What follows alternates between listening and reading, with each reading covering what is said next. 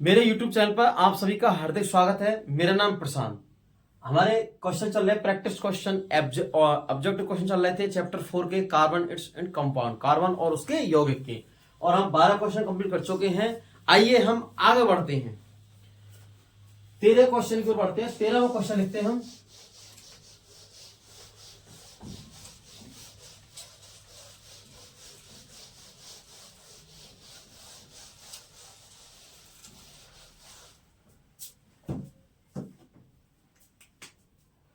Question 13, 13वां।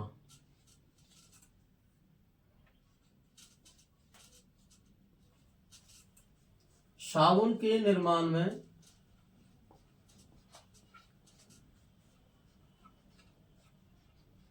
सह उत्पाद है। साबुन के निर्माण की प्रक्रिया, ऐसे देखो, साबुन के निर्माण की प्रक्रिया में, साबुन के निर्माण की प्रक्रिया में, साबुन के निर्माण की प्रक्रिया में, साबुन के निर्माण की प्रक्रिया में से प्रक्रिया में सह उत्पाद है। साबुन के निर्माण की प्रक्रिया में सह उत्पाद है या सह उत्पाद साबुन के निर्माण की प्रक्रिया। जब हम सोप का, साबुन का निर्माण करते हैं उसमें क्या है? सह उत्पाद है। कौन है? सह उत्पाद है। तो option first NaOH,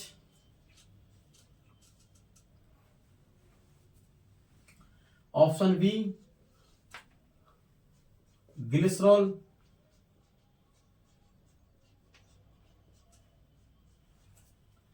option C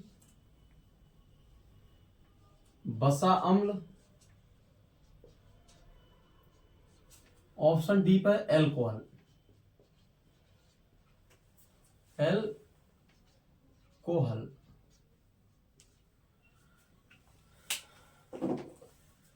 साबुन के निर्माण की प्रक्रिया में निर्माण की प्रक्रिया में निर्माण की प्रक्रिया में क्वेश्चन में मिस्टेक हो रही है। प्रक्रिया में सह उत्पाद बनता है, ऐसे लिख लो पूरा क्वेश्चन। बनता, सह उत्पाद बनता है। साबुन, सोप, डिटर्जेंट, मतलब साबुन है, सोप है, साबुन क्रिया हमने पढ़ा था साबुन और अपमार्जक, साबुन और अपमार्जक। और हमारा क्वेश्चन है साबुन के निर्माण की प्रक्रिया में सह उत्पाद है। ये जो सह उत्पाद का मतलब होता है साथ बनने वाला। कैसा होता है? साथ बनने वाला। हमारे जो कोई उत्पाद बनता है उसके साथ बनने वाला, उसे कहते हैं साथ बनने वाले को क्या कहते हैं? सबसे पहले हमें समझना है सह उत्पाद बोलते किसे हैं? सह उत्पाद बोलते हैं साथ बनने वाले को। क्या बोलते हैं उसको? सह उत्पाद। आइए हम साबुन के निर्माण की प्रक्रिया देखते हैं। साबुन मतलब सोप के निर्माण की प्रक्रिया, साबुन के निर्माण की प्रक्रिया। साबुन के निर्माण की प्रक्रिया देखते हैं हम, ठीक है। इसमें क्या है? बसा व तेल के, बसा व तेल के मॉलिक्यूल रहते हैं। बसा व तेल के मॉलिक्यूल, और फैट व ऑयल के मॉलिक्यूल, तेल के मॉलिक्यूल, प्लस क्षार। क्षार में ले सकते हैं हम NaOH, सोडियम हाइड्रोक्साइड, और कौन सा ले सकते हैं हम? KOH, पोटेशियम हाइड्रोक्साइड ले सकते हैं। ठीक है, दोनों में तो कोई सा ले लो, सोडियम हाइड्रोक्साइड और पोटेशियम हाइड्रोक्साइड। तो हम बसा व तेल मतलब फैट व ऑयल के हम मॉलिक्यूल लेते हैं, और क्षार मतलब बेस लेते हैं। इसकी अभिक्रिया कराते हैं हम। क्या कराते हैं? इसकी अभिक्रिया। तो हमें प्राप्त होता है ग्लिसरॉल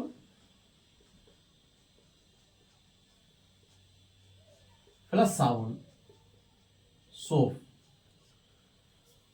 और हमसे क्वेश्चन क्या पूछ रहा है? सहोत्पाद मतलब साबुन के निर्माण की प्रक्रिया में सहोत्पाद। तो साबुन के निर्माण की प्रक्रिया, साबुन का निर्माण तो हो गया, उसमें क्या सहोत्पाद प्राप्त हो रहा है, और सहोत्पाद ग्रुप में कौन हो रहा है? ग्लिसरॉल। रिएक्शन देखते हैं, इसकी अभिक्रिया देखते हैं। देखो क्या देना? अभिक्रिया। तो अभिक्रिया के लिए हम पहले लेते हैं बसा और तेल के मॉलिक्यूल, ठीक है। CH2O CO C17H35, ठीक है। CHOC17H35, उसके बाद में CH2OCO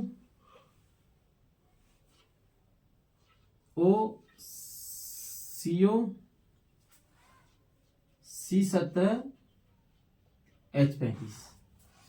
और हम क्या ले रहे हैं, क्षार, मतलब बस ये क्षार में क्या ले रहे हैं हम, NOH ले रहे हैं, सोडियम हाइड्रोक्साइड। क्या ले रहे हैं हम, सोडियम हाइड्रोक्साइड। तो NOH 3 मॉलिक्यूल ले रहे हैं इसके, कितने, NOH की। अब अभिक्रिया कराते हैं हम, तो हमें प्राप्त क्या होता है, CH2OH CHOH और CH2OH। प्लस में हमें प्राप्त होता है C17H35 COON, यह प्राप्त होता है 3।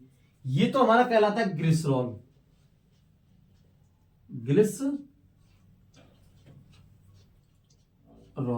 और ये हमारा कहलाता है साबुन। और साबुन होता है अविष्ट उत्पाद में, किसमें, इसको अविष्ट उत्पाद कहते हैं। क्या कहते हैं इसको, अविष्ट उत्पाद, मतलब वांछनीय, अविष्ट उत्पाद, अविष्ट उत्पाद में होता है वांछनीय पदार्थ। कैसा, वांछनीय मतलब वांछित पदार्थ, जो है वांछित मतलब हमें प्राप्त होता है, ठीक है, वांछित पदार्थ, ठीक है। अविष्ट उत्पाद में होता है वांछित पदार्थ, ठीक है। अब देखो क्या कह रहा है क्वेश्चन, साबुन के निर्माण की प्रक्रिया में सह उत्पाद बनता है। मतलब हमारा साबुन है, सोप, इसके निर्माण की प्रक्रिया हमारे साथ में क्या बनता है, साबुन के में, तो साबुन के साथ में बनता है ग्लिसरॉल। क्या बनता है, ग्लिसरॉल। और ये हमारे वसा के अम्ल क्षारीय हैं, वसा के मॉलिक्यूल है ये, वसा में फेंट के, ठीक है। और ये क्या है, NOH से हमने अभिक्रिया कराई, तो हमें क्या हुआ, ग्लिसरॉल प्लस साबुन प्राप्त हुआ। साबुन का सूत्र में याद रखना है C17H35 COONA, C17H35 COONA, ये साबुन का सूत्र रखना है याद, तो एग्जाम पूछ सकते हैं क्वेश्चन में, ठीक है। ये अब अगर हम इसकी इस स्ट्रक्चर संरचना से अगर हम बनाते हैं किसके, ग्लिसरॉल का सूत्र, तो देखो ग्लिसरॉल सूत्र बनाएंगे कि सबसे पहले लेते हैं कार्बन कितने हैं, 1 2 3, तो 3 कार्बन, ठीक है। अब लेते हैं हाइड्रोजन संख्या 2 और 2 4 1 5 6 7 8, तो H8। और ऑक्सीजन कितने हैं, 1 2 3, मतलब 3 ऑक्सीजन। ये ग्लिसरॉल क्या है, सूत्र है। तो आपको संरचना भी याद हो गई और सूत्र भी याद होगा। देखो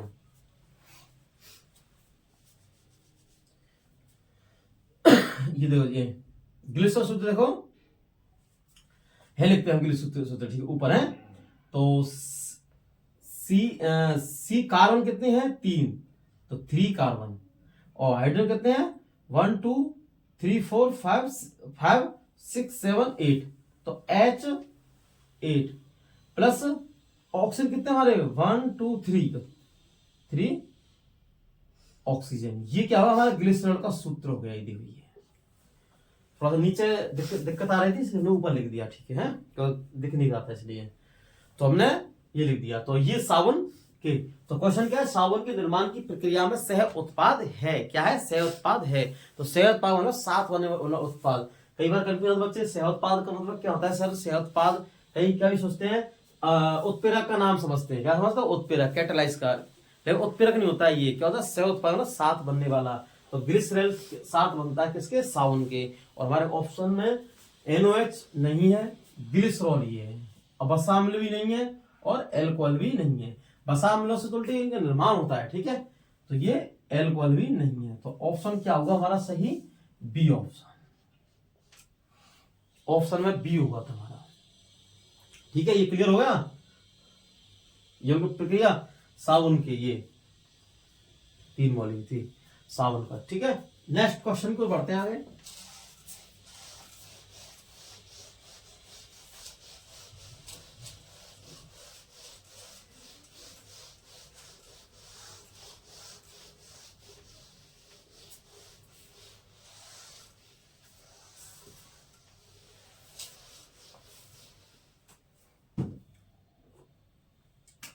क्वेश्चन हमारा 14 14 नंबर का।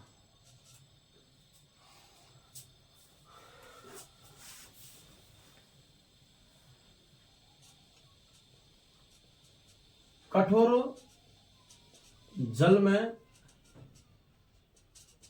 उपस्थित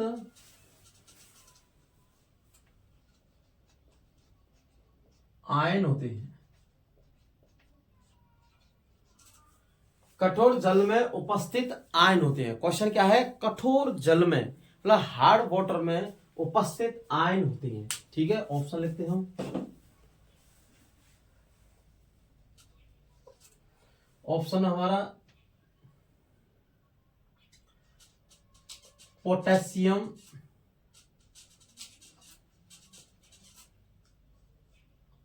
पोटेशियम आयन। ठीक है, बी ऑप्शन पे हमारा sodium ion, potassium ion, sodium ion. C पर हमारा मैग्नीशियम आयन,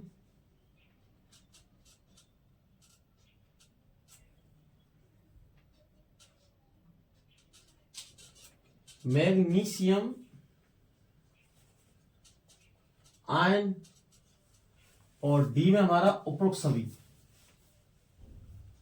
उपरोक्त सभी मतलब ऑल ऑफ दीज। ठीक है, ऑल ऑफ दीज मतलब सभी सही हैं, उपरोक्त सभी। कठोर जल में उपस्थित होते हैं, कठोर जल में उपस्थित आयन होते हैं। क्या होते हैं? कठोर जल में उपस्थित आयन। जब हमने साबुन के बारे में पढ़ा था, क्या पढ़ा? साबुन। तो साबुन, सॉरी, साबुन कठोर जल के साथ, कठोर जल के साथ, और कठोर जल के साथ क्या?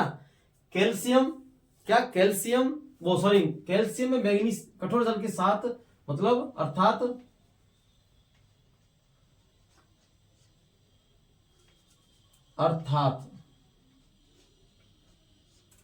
अर्थात कैल्शियम व मैग्नीशियम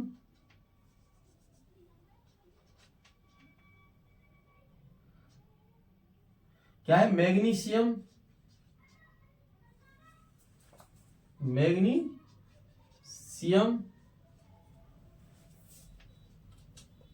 आयनों के साथ, साबुन कठोर जल के साथ अर्थात मतलब कैल्शियम व मैग्नीशियम आयनों के साथ, आयनों के साथ साबुन कठोर जल के, साबुन कठोर जल के साथ, कठोर जल के साथ, ऐसे लिख लो, कठोर जल के साथ अर्थात साबुन कठोर जल के साथ अर्थात कैल्शियम व मैग्नीशियम आयनों के साथ अघुलनशील, क्या होता है? अघुलनशील पदार्थ बनाता है, मेटल, अघुलनशील पदार्थ बनाता है, जिसे हम साबुन कठोर जल के साथ अर्थात कैल्शियम व मैग्नीशियम आयनों के साथ अघुलनशील पदार्थ बनाता है, जिसे हम स्कैम कहते हैं। क्या कहते हैं इसको? हम स्कैम कहते हैं। अर्थात स्पष्ट क्या हुआ? साबुन केवल मृदु जल के साथ, मृदु मतलब मीठा, सॉफ्ट जल, ठीक है, मृदु जल के साथ क्रिया कर सकता है,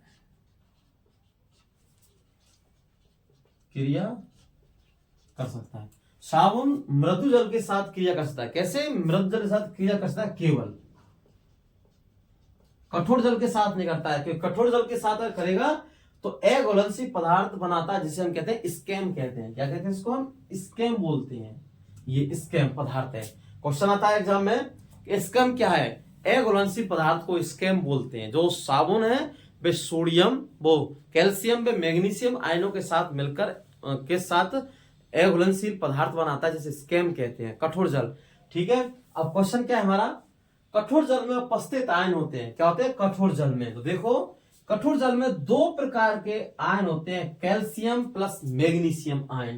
क्या होते हैं, कैल्शियम प्लस मैग्नीशियम आयन। और जैसे ही लगता है कैल्शियम मैग्नीशियम आयन तो हम टिक करते हैं भाई ये हमारा सी है, क्योंकि पोटेशियम नहीं है, सोडियम नहीं है, उपरोक्त सभी तो हो ही नहीं सकता, क्योंकि दो जब तक गलत हो चुके हैं पहले से ऑलरेडी, अगर दो गलत हो जाते हैं तो उपरोक्त सभी का तो कोई चांस बनता ही नहीं है। तो बनता है चांस किसका, मैग्नीशियम आयन का। किसका बनता है, मैग्नीशियम आयन का।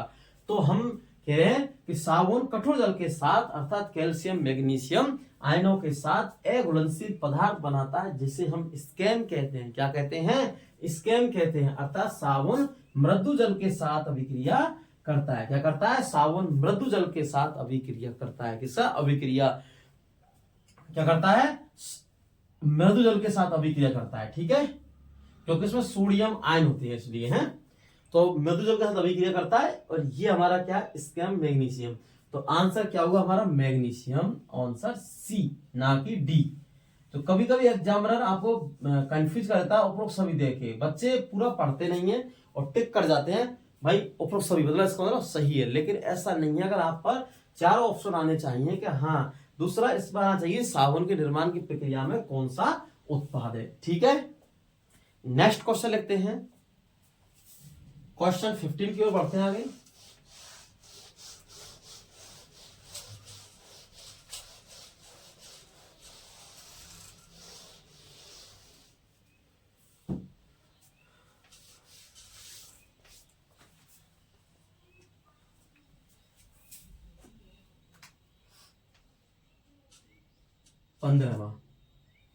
पंद्रहवा क्या क्वेश्चन है हमारा कि अचार के परिरक्षक में, जो अचार होता है हमारा, अचार के परिरक्षक में, अचार के परिरक्षक में उपयोग किया जाता है। अचार के पर, ऐसे लिखो, अचार के परिरक्षक में किसका उपयोग किया जाता है, किसका, ऐसे लिखो, किसका परिरक्षक में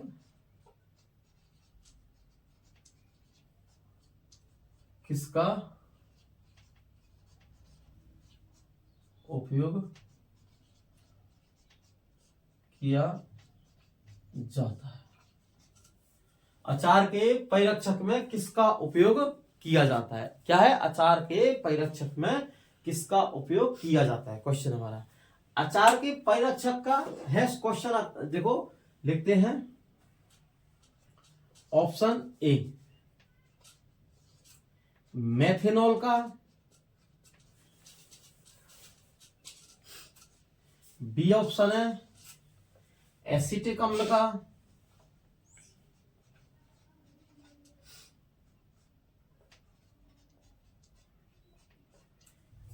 मेथेनॉल का, एसिटिक अम्ल का, और सी ऑप्शन है हमारा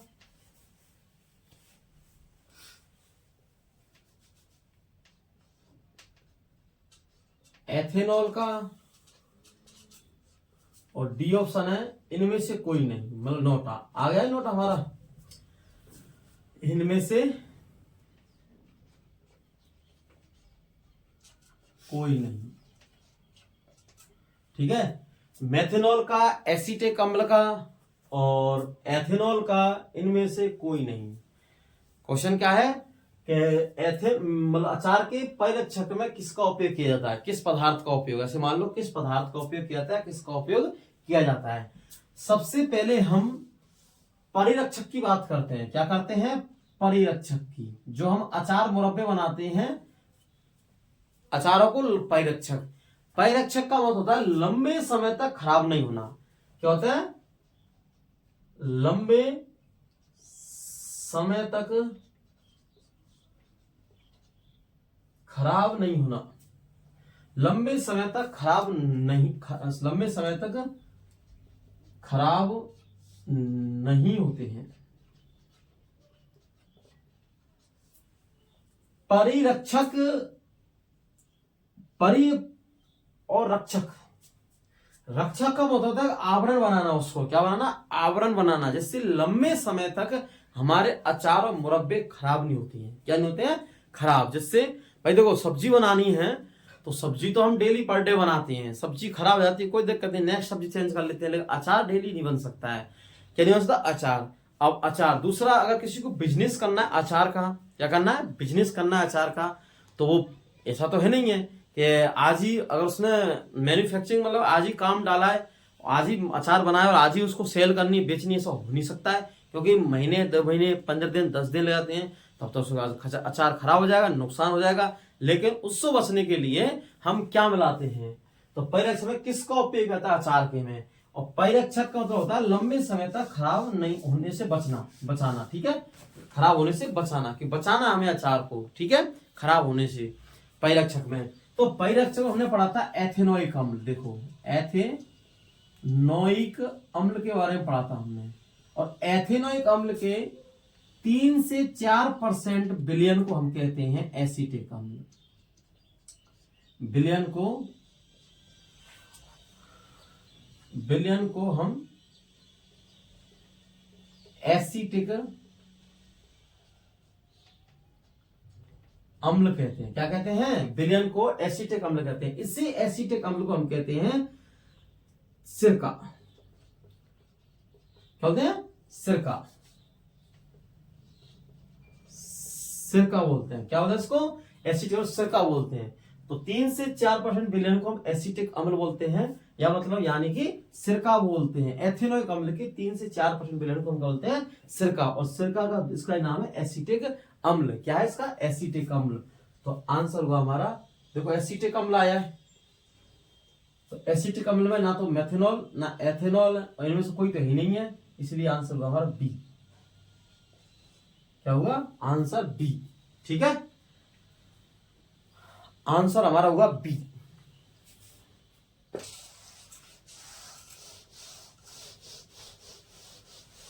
नेक्स्ट लिखते हैं,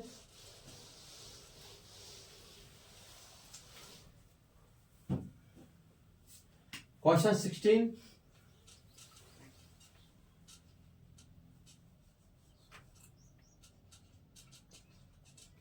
कठोर व मृदु जल में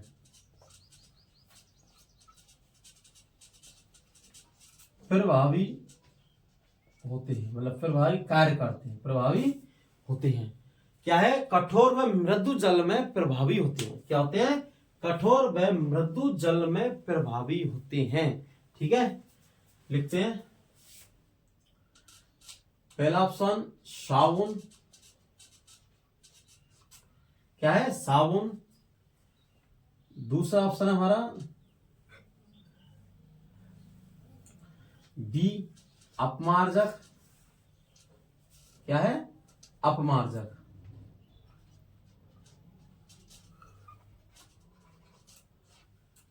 साबुन, अपमार्जक।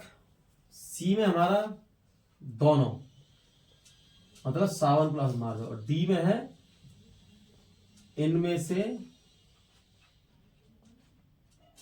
कोई नहीं, इनमें से कोई नहीं। तो कठोर जल में प्रभावी होते हैं। कठोर जल का मतलब है भाई, कठोर जल में व मृदु जल दोनों में, ठीक है, कठोर जल मृदु जल दोनों में से, देखो क्वेश्चन में थोड़ा चेंज कर, थोड़ा सा, कठोर जल मृदु जल दोनों में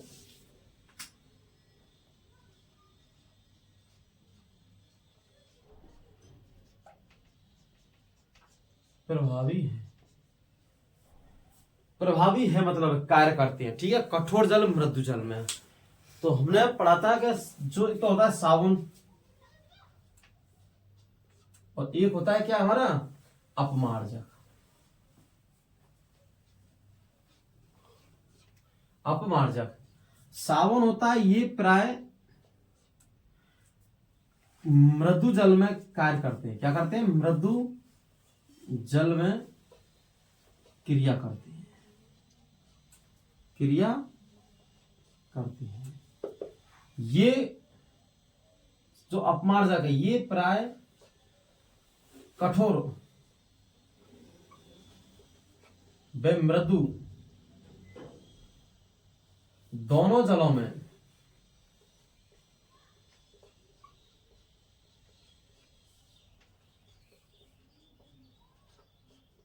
दोनों जलों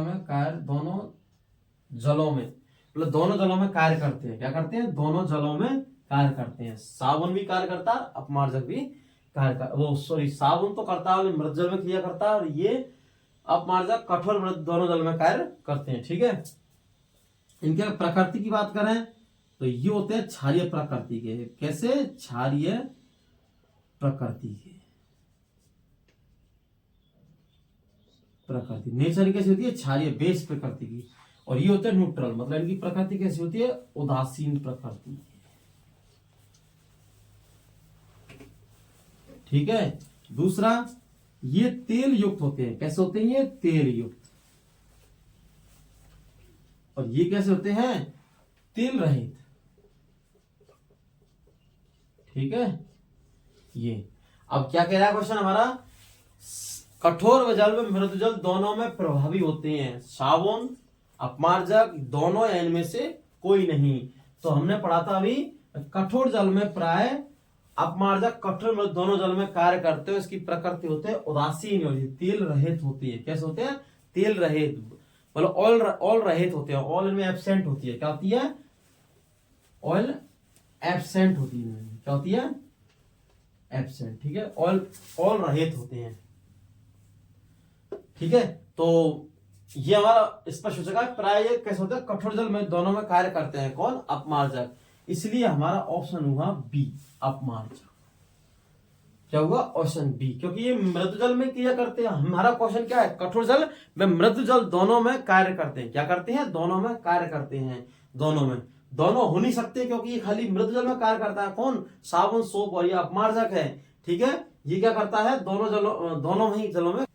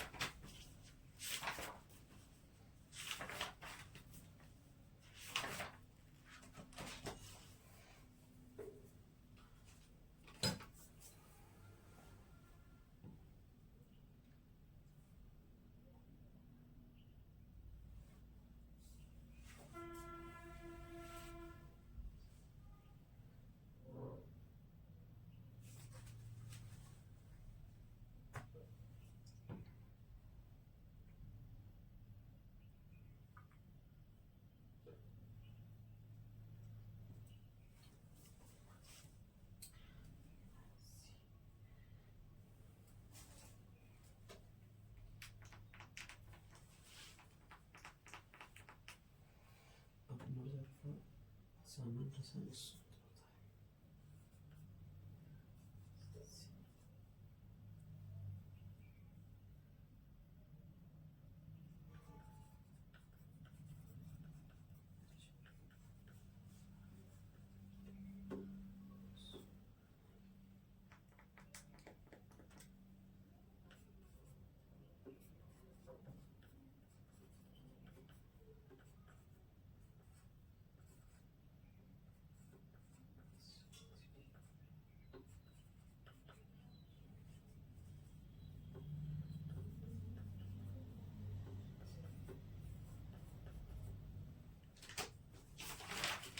ये सोडियम पोटेशियम कार्बन होते हैं। ये बस अम्लों के सोडियम पोटेशियम कार्बन होते हैं। ये एल्किल बेंजीन सल्फोनिक अम्लों के सोडियम ये एल्किल बेंजीन सल्फोनिक अम्ल के सोडियम लवण होते हैं।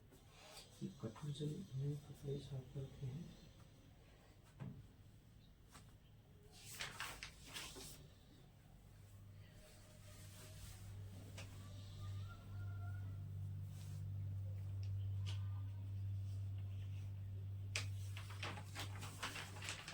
अपमार्जक का सामान्य रासायनिक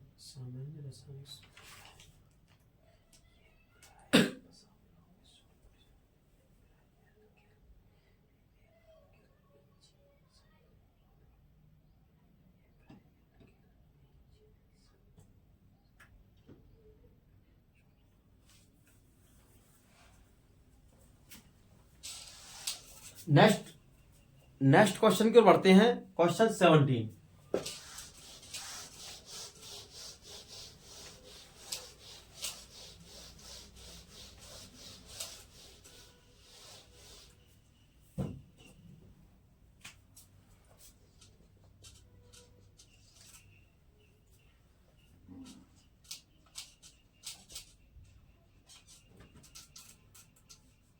क्वेश्चन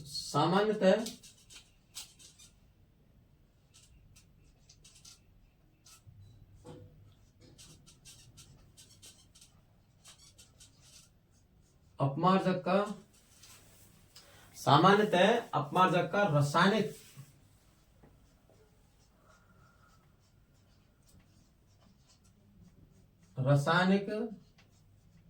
सूत्र होता है। सामान्यतः अपमार्जक का रासायनिक सूत्र होता है। ये वाला क्वेश्चन है, सामान्यतः अपमार्जक का रासायनिक सूत्र होता है। ऑप्शन देखते हैं हम।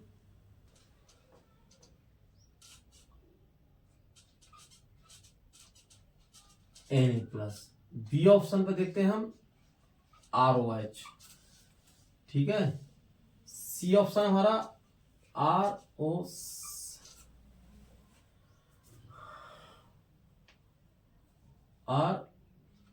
SO3- sodium plus. और डी ऑप्शन हमारा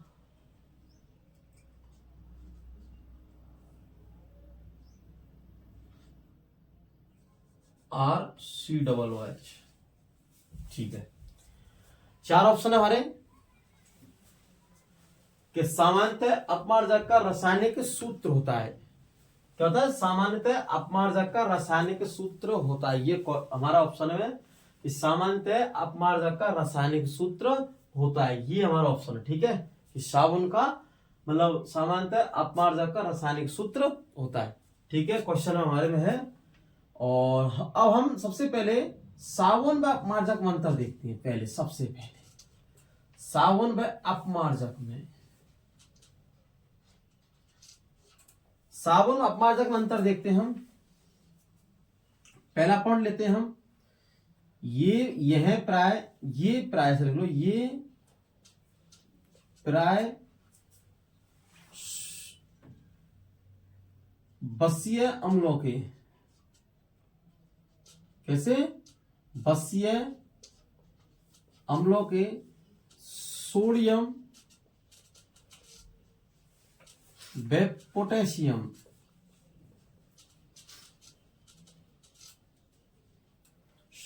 पोटेशियम लवण होते हैं।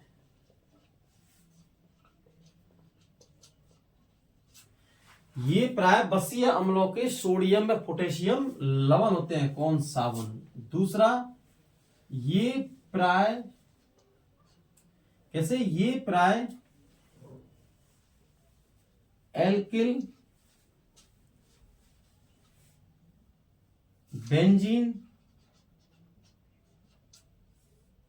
ये प्राय एल्किल बेंजीन सल्फोनिक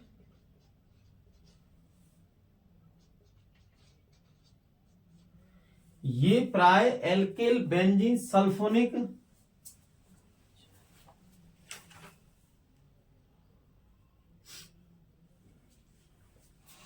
ये प्राय एल्किल बेंजीन सल्फोनिक अम्लों के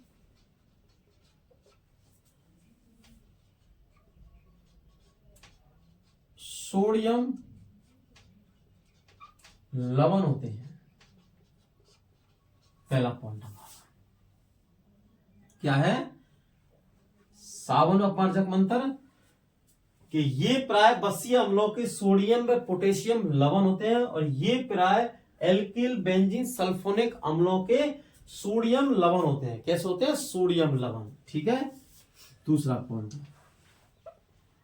ये कठोर जल में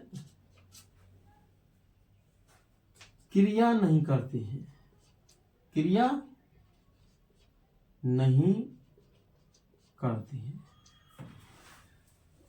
ये मृदु व कठोर जल दोनों के साथ दोनों के साथ क्रिया करती है। ठीक है, ये कैसा हो गया, दोनों, ये कठोर जल व मृदु जल दोनों, कठोर व ये मृदु व कठोर दोनों के साथ अभिक्रिया करते हैं, किसके, जल के साथ। ठीक है, क्वेश्चन जल के साथ। तीसरा पॉइंट, इनका जलीय विलयन, इनका जलीय विलयन क्षारीय होता है।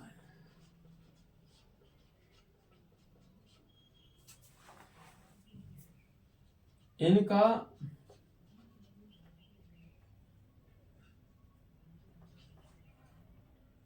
पॉइंट होगा इसे, इनका जलीय विलयन कैसा, जलीय विलयन उदासीन प्रकृति का होता है।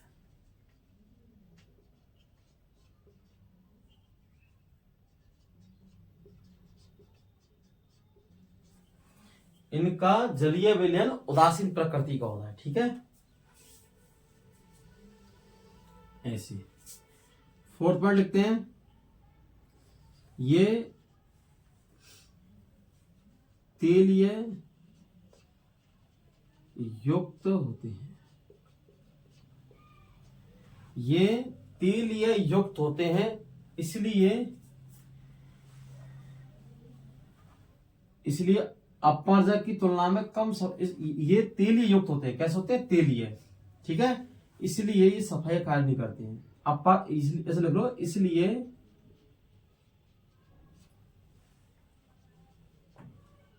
अपमार्जक की तुलना में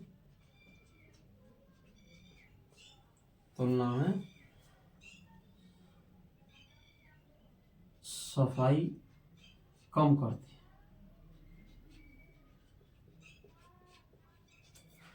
और ये तेल युक्त होते हैं, तेल रहित, तेल रहित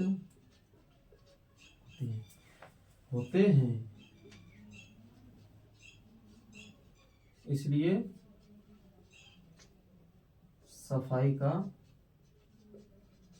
कार्य, इसलिए ये तेल रहित होते हैं, इसलिए ये सफाई का कार्य, इसलिए क्या करते हैं, सफाई का कार्य साबुन की तुलना में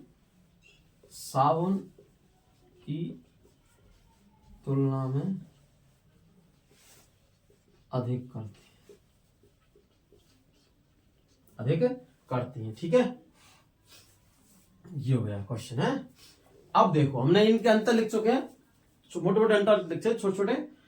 हाँ, तो क्वेश्चन क्या है, सामान्यतः अपमार्जक का रासायनिक सूत्र होता है। क्या होता है, सामान्यतः अपमार्जक का रासायनिक सूत्र होता है। और हमने पढ़ा ये प्राय बसीय अम्लों के सोडियम पोटेशियम लवण होते हैं साबुन। लेकिन हमें क्या है, अंतर तो मैंने बता दिया, लेकिन हमें क्या, अपमार्जक से रिलेटेड क्वेश्चन है, क्योंकि अपमार्जक ये प्राय एल्किल बेंजीन, एल्किल मतलब जो आर ग्रुप है, ये एल्किल है, इसमें जो आर लग रहा है कैसा है, एल्किल ग्रुप है। और बेंजीन क्या है, बेंजीन सल्फोनिक अम्लों के सोडियम लवण होते हैं। कैसे होते हैं, बेंजीन सल्फोनिक अम्लों के सोडियम लवण होते हैं। ठीक है, तो हमारा क्या है, इसमें जो सल्फोनिक अम्ल के सोडियम लवण होते हैं एल्किल, ये वाला सही है, ना कि ये। तो हमारा ऑप्शन में है सी आंसर, क्योंकि ये प्राय एल्किल बेंजीन सल्फोनिक अम्लों के सोडियम लवण होते हैं। ठीक है, और अंतर की आगे पढ़ें तो ये कठोर जल में क्रिया नहीं करते हैं, ये खाली कठोर में दोनों के साथ क्रिया करते हैं। ठीक है, और इनका जलीय विलयन कैसा होता है, क्षारीय होता है। इनका जलीय विलयन उदासीन प्रकृति का होता है, और ये तेलीय युक्त होते हैं, इसलिए ये अपनी तुलना में सफाई कम करते हैं। ये तेल रहते हैं साबुन की तुलना में, इसलिए सफाई कार्य साबुन की तुलना में अधिक ये करते हैं। ठीक है, ये हमारे अंतर हो चुके हैं, और इसका रीजन से ये वाला, क्योंकि ये एल्किल बेंजीन सल्फोनिक अम्लों के सोडियम लवण होते हैं। कौन, अपमार्जक। ठीक है, ये हमारे से क्वेश्चन हो गया ये वाला, इसको ये से फिट कर दो। ठीक है, बाकी अंतर आपको याद हो जाएंगे। तो अगर इस बार क्वेश्चन बनता है सावन अपमार्जक में 10th क्लास बोर्ड में, तो आपके लिए बहुत अच्छा रहेगा, ये उचित रहेगा। ठीक है,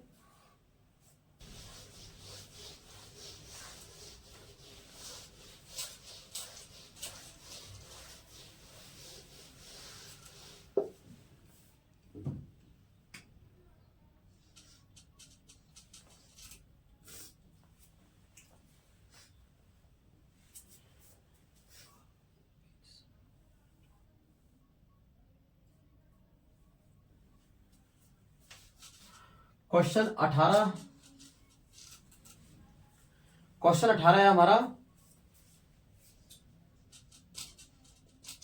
कार्बन के जिस अपर रूप में, जिस मतलब किस अपर रूप, ऐसे लोग किस अपर रूप है, कार्बन के किस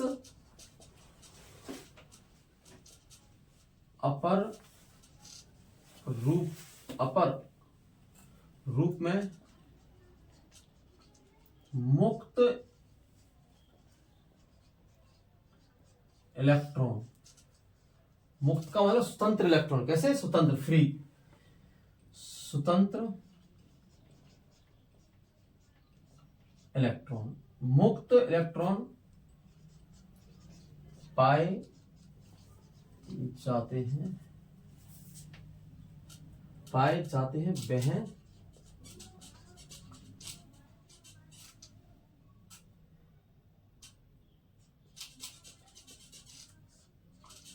कहलाते हैं। कार्बन के किस अपर रूप में मुक्त इलेक्ट्रॉन पाए जाते हैं वह कहलाते हैं।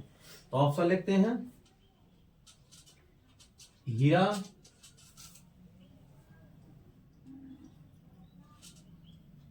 ऑप्शन बी में है ग्रेफाइट, सी है फुलरीन,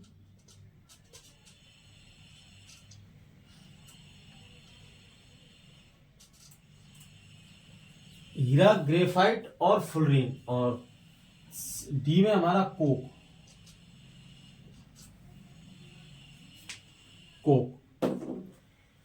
कार्बन के अपर रूप की बात करें तो कार्बन के अपर रूप हमारे 3 होते हैं। क्या होते हैं? 3। एक तो होता है हीरा, ग्रेफाइट और फुलरीन। तो हमारे ऑप्शन में हीरा भी है, ग्रेफाइट है, फुलरीन है। इससे पता चलेगा कि होने को तो हमारे तीनों में आंसर है। और इसमें कोक डाला, ये क्या है? कोक। ये कार्बन का प्रकार है, किसका? कोयले का। तो ये तो हमारे में हो ही नहीं सकता है, क्योंकि कार्बन समय को रिलेटिव नहीं है। हम क्या पढ़ रहे हैं? कार्बन के किस अपर रूप, कार्बन का अपर रूप पढ़ रहे हैं हम, ठीक है। कार्बन पदार्थ के, कोयले के बारे में नहीं पढ़ रहे हैं, तो इसलिए ये तो हो ही नहीं सकता है। अब देखो सबसे पहले तो इसमें से क्या होता है कि हीरा कैसा होता है? विद्युत का कुचालक होता है। अगर हीरे की कैसी बात करें, विद्युत का कुचालक होता है हीरा। कैसा होता है? विद्युत का कुचालक, विद्युत का कुचालक। और चमकदार कुचालक। और कठोर पदार्थ होता है। कैसा? कठोर पदार्थ हीरा। और आभूषण बनाने में इसका उपयोग कहते हैं, कांच काटने में इसको यूज है। तो ये हमारा हो नहीं सकता है हीरा। 2 आंसर हमारे गलत हो गए। अगर बात करते हैं फुलरीन की, तो फुलरीन की संरचना होती है बॉल जैसी, बक की बॉल जैसी। तो ये भी हमारा नहीं हो सकता है। अब कह रहा है, हमने पढ़ा था कि कार्बन का ऐसा अपर रूप भी है जो विद्युत का कैसा स्वचालकों से मुक्त इलेक्ट्रॉन पाए, स्वतंत्र इलेक्ट्रॉन पाए जाते हैं। तो वो हमारा ऑप्शन है ग्रेफाइट। ऐसा क्यों? ग्रेफाइट में मुक्त इलेक्ट्रॉन क्या है? क्योंकि जो मुक्त इलेक्ट्रॉन है ग्रेफाइट के अंदर, क्योंकि कैसे होता है ग्रेफाइट में एक कार्बन परमाणु, ग्रेफाइट में एक कार्बन परमाणु अन्य 3 कार्बन परमाणु जुड़ा रहता है। अन्य 3 कार्बन परमाणुओं से बंधा होता है। ग्रेफाइट में एक कार्बन परमाणु अन्य 3 कार्बन परमाणुओं से बंधा होता है। क्या होता है? अन्य 3 कार्बन परमाणुओं से बंधा होता है। कौन? ग्रेफाइट में क्या? एक कार्बन परमाणु 3 कार्बन परमाणु से बंधा होता है। किसमें? ग्रेफाइट में। ठीक है। और इनमें ग्रेफाइट में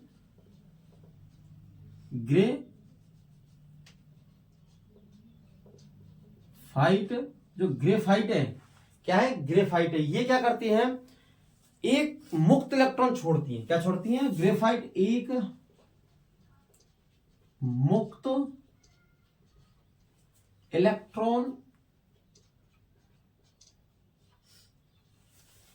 छोड़ता है। ग्रेफाइट क्या है? एक मुक्त इलेक्ट्रॉन छोड़ता है। क्या छोड़ता है? मुक्त इलेक्ट्रॉन छोड़ता है। कौन? ग्रेफाइट। क्या छोड़ता है? ग्रेफाइट एक मुक्त इलेक्ट्रॉन छोड़ता है। क्या छोड़ता है? ग्रेफाइट एक मुक्त इलेक्ट्रॉन छोड़ता है। क्या छोड़ता है? मुक्त इलेक्ट्रॉन छोड़ता है। कौन? ग्रेफाइट। और ग्रेफाइट मुक्त इलेक्ट्रॉन छोड़ता है, इसलिए यह विद्युत का, किसका? विद्युत का चालक होता है, मतलब विद्युत चालन। और इसलिए इसमें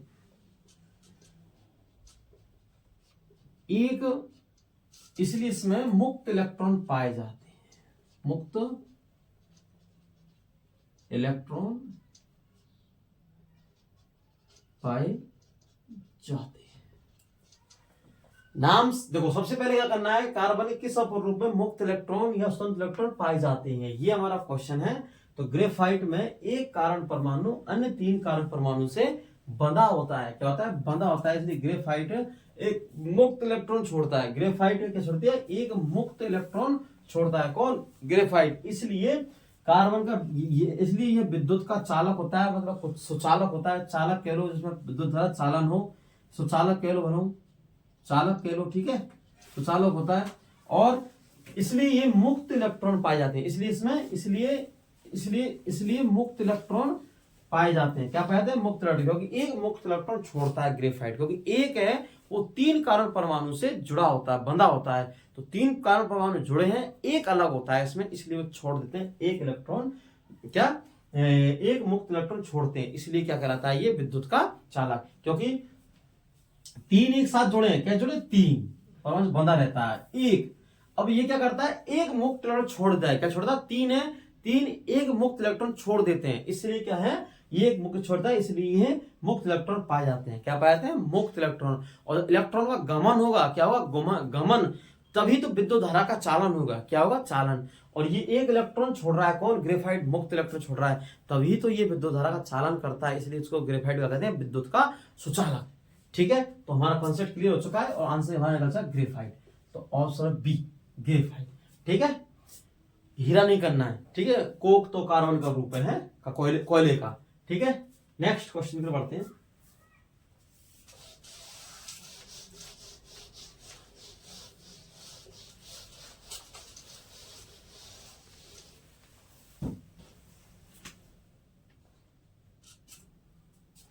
क्वेश्चन 19, निम्न में से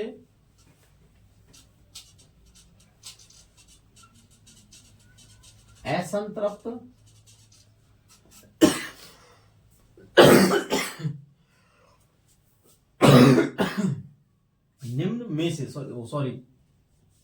निम्न में से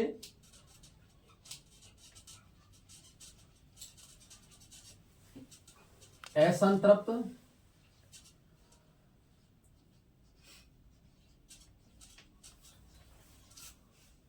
हाइड्रोकार्बन होते हैं। निम्न से हाइड्रोकार्बन, निम्न में से असंतृप्त हाइड्रोकार्बन को पहचानिए। इसे देखो, निम्न से हाइड्रोकार्बन को पहचानिए।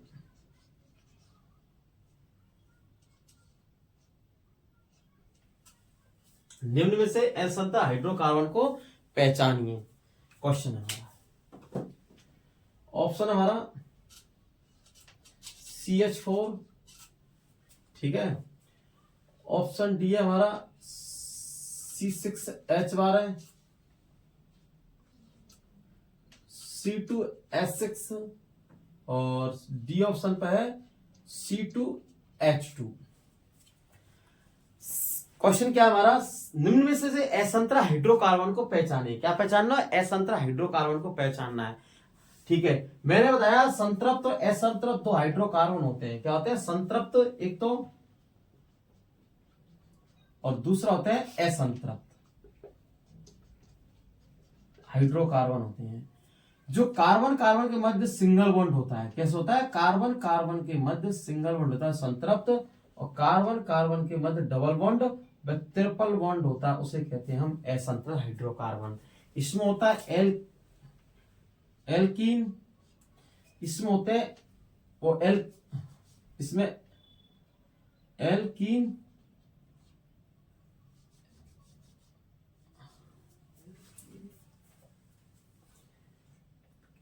हाँ इसमें तो होता है एल्कीन ये, और ये होते हैं एल्कीन प्लस, नहीं बोलो एल्काइन का इन। ठीक है, एल्काइन। एक तो इसमें तो होता है संतृप्त हाइड्रोकार्बन की बात करें, संतृप्त हाइड्रोकार्बन की बात करें तो संतृप्त हाइड्रोकार्बन होता है कार्बन कार्बन के मध्य सिंगल बॉन्ड। कैसे? कार्बन कार्बन के मध्य सिंगल बॉन्ड, और कार्बन के मध्य में एल्कीन। कैसा? एल्कीन। और कार्बन कार्बन के अंदर डबल बॉन्ड और ट्रिपल बॉन्ड है, इसका मतलब है एल्कीन है डबल बॉन्ड वाला और एल्काइन है ट्रिपल बॉन्ड वाला। ठीक है, आइए अब एक स्ट्रक्चर को देखते हैं हम। सबसे पहले स्ट्रक्चर बनाना हमने सिखा दिया आपके लिए, फिर से बता रहे हैं, क्वेश्चन में प्रैक्टिस में। CH4, तो सबसे पहले कार्बन लेंगे एक, और हाइड्रोजन कितने? चार जोड़ देंगे। इसका मतलब देखो, सबसे पहले फर्स्ट CH4 की, किसकी ले रहे हैं? मेथिन की, CH4 की हम। तो इसमें क्या है? कार्बन कार्बन मध्य क्या? सिंगल बॉन्ड है, और कार्बन कार्बन सिंगल बॉन्ड मतलब कैसा? संतृप्त हाइड्रोकार्बन है, तो ये तो हमारा नहीं हो सकता है। ठीक है, दूसरी रिएक्शन देखते हैं हम। C6H है, क्या देते हैं? C6H है। तो 6 कार्बन लेते हैं, 1 2 3 4 5, 1 2 3 4 5 6। हाइड्रोजन जोड़ते हैं इसमें 12 वाले, प्रत्येक जोड़ते हैं,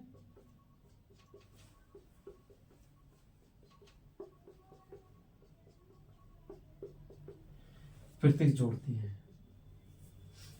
इसमें क्या है? हमने 6 कार्बन के मध्य जोड़ दिया हमने। क्या? 6 कार्बन हमने जोड़ दी, लिख दी, इसमें चेन बना दी इसमें, और हाइड्रोजन जोड़ते हैं प्रत्येक से, क्योंकि प्रत्येक कार्बन की संयोजकता कितनी होती है? 4, और 4 हाइड्रोजन जोड़ चुके हैं।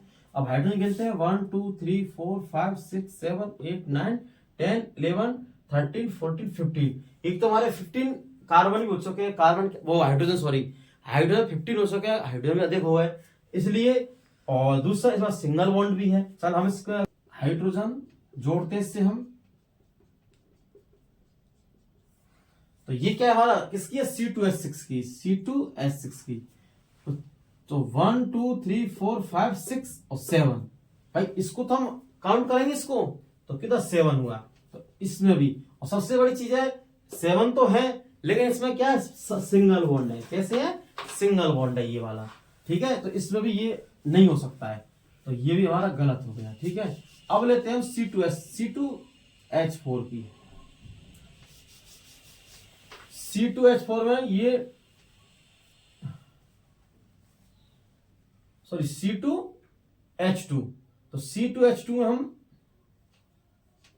ये देखो, अब देखो आप 1 2 3 4 5, मतलब 1 2 3 4, ठीक है, और 1 2 3 4, तो इसका मतलब ये। अब इसमें क्या ट्रिपल बॉन्ड है, इसका मतलब हमारा आंसर हुआ ये वाला, डी ऑप्शन।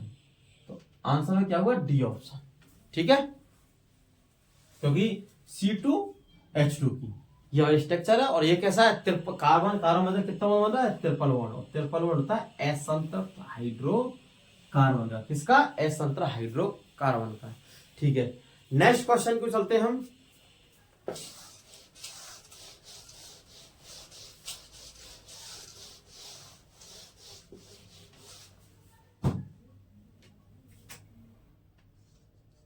क्वेश्चन 20, सावन के सूत्र को पहचानिए। सावन के सूत्र को पहचानिए, ये हमारा क्वेश्चन है। सावन का सूत्र होता है, तो ठीक है, ऑप्शन लिखते हैं हम C17 H35 COO Na। B option पे है C17 H35 COO माइनस। देखो सावन का सूत्र रिलेट, ठीक है, सावन सूत्र में लिख सके C17 H35 COOH और COH, ऐसा COH, ठीक है। सी ऑप्शन होगा हमारा, डी ऑप्शन है C17 H35 C खाली, ठीक है। अब क्या है, हमें ये कार्बन का किसका सावन का सूत्र दे रखा है और हमने सावन का सूत्र पढ़ा है कि C17 H35 COO Na और स्पष्ट है ये रिलेटिव, मतलब इसे सूत्र देगा, क्वेश्चन देगा तो डिजिट एक जैसा लगा देखने में, थोड़ा सा अंतर होगा। देखो तो हमने सावन सूत्र है लिखते पहले पूरा, हमने C17 H35 COO Na, ये क्या है सावन का सूत्र है। अब देखते हैं ये हमारा इससे मिल रहा है, किससे, ये वाले फर्स्ट ऑप्शन से। इसमें देखो थोड़ा सा है लेकिन लास्ट में Na वाला लगाना भूल गया तो ये हमारा इसलिए गलत हो गया। इसमें देखो COO, ये इसकी कमी थी, अगर ये लगाया था तो ये भी सही हो जाता। इसमें ये देखो ये Na की H जोड़ दिया तो ये भी गलत, ये भी गलत, ये भी गलत, तो आंसर होगा हमारा ए सही। तो 20 क्वेश्चन कंप्लीट हो चुके हैं, मिलते हैं हम नेक्स्ट वीडियो में।